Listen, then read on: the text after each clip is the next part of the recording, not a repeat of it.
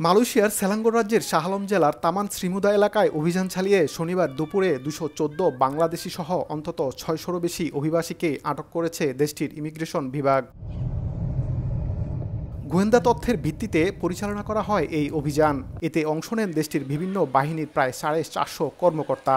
অভিযানের শুরুতে ১০৯১ জন বিদেশির কাগজপত্র যাচাই বাছাই করা হয়। পরে ৬০২ জনের কাছে দেশটিতে অবস্থানের বৈধ কাগজপত্র না থাকা এবং অতিরিক্ত সময় থাকার দায়ে আটক করা হয়। এই অবস্থায় আতঙ্ক ছড়িয়ে পড়ে প্রবাসী বাংলাদেশিদের মাঝে। বাংলাদেশ সরকারের কাছে আবেদন জানাচ্ছি যে মালয়েশিয়ার সরকারের সাথে কথা বলে যত দ্রুত এটার একটা পদক্ষেপ নেওয়া যায়, এতে করে আমাদের রেমিটেন্সের প্রভাবও বাড়বে এবং যারা অবৈধ প্রবাসী বাংলাদেশ এখানে আছে তারাও খুব ফ্রিলি কাজ করতে পারবে।